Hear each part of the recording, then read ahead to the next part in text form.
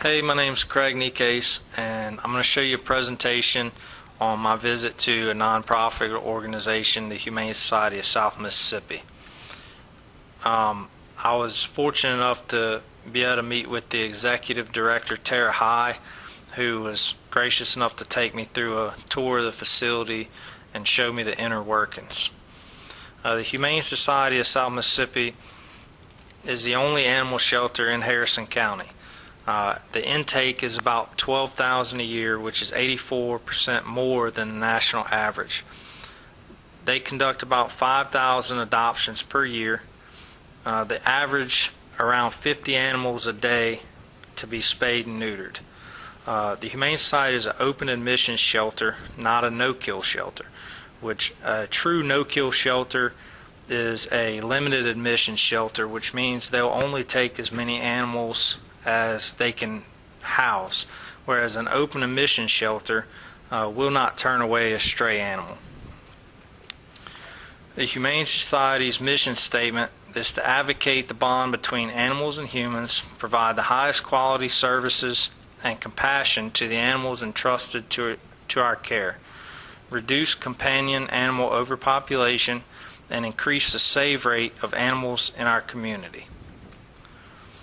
And just some history on the Humane Society of South Mississippi. It was established in 1952.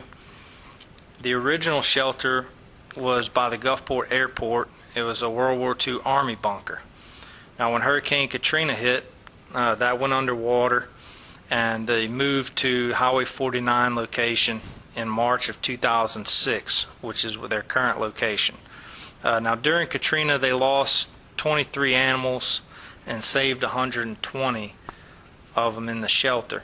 And the reason I bring that up is because the executive director, Tara High, she was very critical on saying that when Katrina hit, they had no emergency response plan, which is something that they have increased and developed since that day. Who do they serve? The Humane Society serves the homeless animals, the people who are attached to them, the pet overpopulation, and the adopters and potential adopters for these animals. Some of the programs that are offered by the Humane Society are the Spade and Neuter program. The Humane Society of South Mississippi has their own on-site veterinarian facility.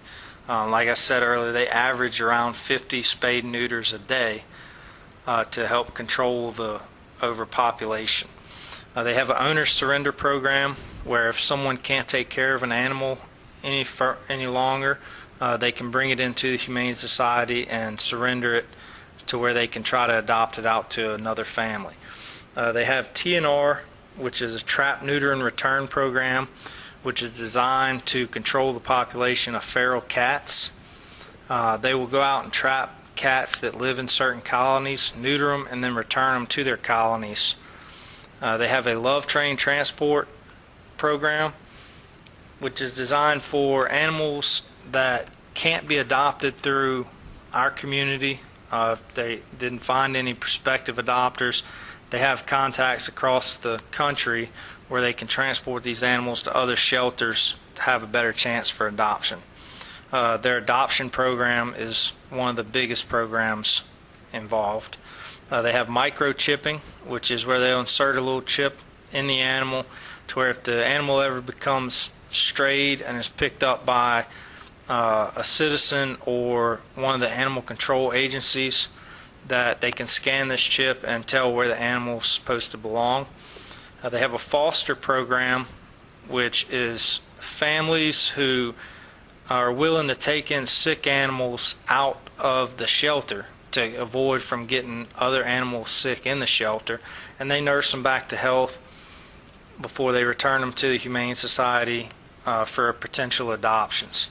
Now, the Humane Society is currently in the process of trying to get funding to build a second chance ward, which would be able to house those sick animals on site to have better veterinarian care.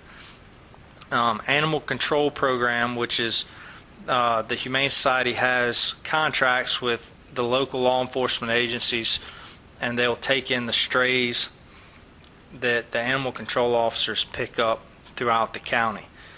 They have a thrift store, which is used for people who might not necessarily be able to make a money donation to the Humane Society, can bring in unwanted goods that are sold in this thrift store to make money for their budget.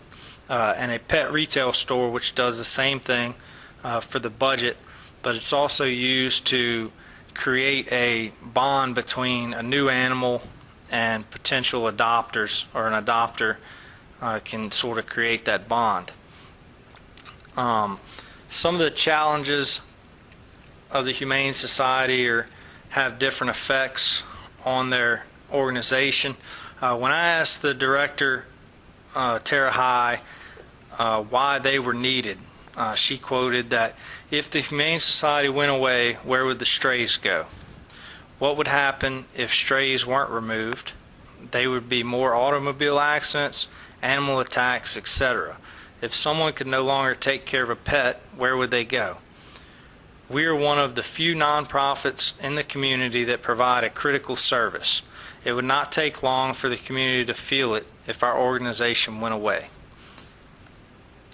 And that was sort of proven. She told me about a recent fire that they had there at the Humane Society that proved this statement all too true. The fire didn't cause any harm to the animals or employees, but what it did do, while they had to renovate the facility, it prevented them from being able to take in any more animals in the community, whereas the community sort of felt the stress of that, and luckily they stepped up and helped adopt these animals that they did have out, and got the shelter cleared until they got it up back and running. A few more challenges of the Humane Society is community awareness and education. People don't quite understand pet overpopulation. Over 60% of households own at least one pet, and one of the main challenges they have is euthanizing good and healthy animals. They want to try to prevent that, and animal control officers are really out of date on their strategies and skills to be able to return animals instead of being able to bring them to the Humane Society. Humane Society's primary goal is called Countdown to Zero. It is the dream of the Humane Society of South Mississippi that no healthy, adoptable pets be euthanized. To become a no-kill shelter, we need to become a no-kill community, and that is up to you. When the number of animals matches the number of homes, then South Mississippi will become no-kill. One of their slogans that they use, which I found pretty unique, is our policy is to tell the truth. Our goal is to change the truth we have to tell. And that's sort of the slogan that they live by at the Humane Society.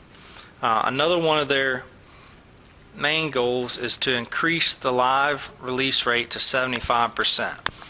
In 2011, their live release rate was 61.1%, and in order to increase this rate, the Humane Society needs to increase their adoptions, their trap, neuter, and return program, increase their second chance ward to where they're not having to euthanize the sick animals to prevent other ones from getting sick, and Tag 'em South Mississippi, which is their microchip programming. Now, Humane Society's funding comes from different areas. They operate on a $2.6 million a year budget. 60% of those fees, or 60% of those funds, come from fees for service, including animal control, adoptions, spade and neuter, return to owner, animal care, and the retail income from the thrift store and the pet store. The other 40% of that budget comes from contributions, including donors, which makes up 80% of that 40, corporate gifts, special events and galas, and independent grants. Now, the executive director, she noted to us that the Humane Society is a private 501c3 nonprofit organization. She said they receive no government assistance at all. and they have no hand in any kind of politics to be able to receive that money.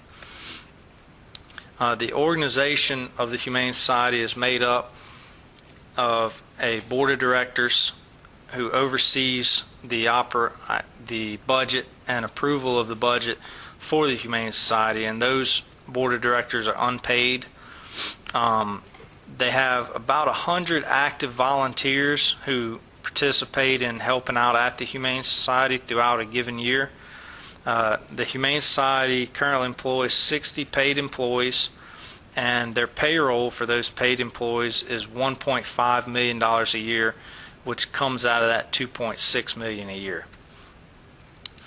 This is just sort of an organizational chart which shows their breakdown of their employees and volunteers. You have the executive director, who's Tara High, who we had the privilege of being able to get a tour from. And it's made up of 5 different main categories. You have a director of finance, your chief veterinarian, which runs the veterinary clinic.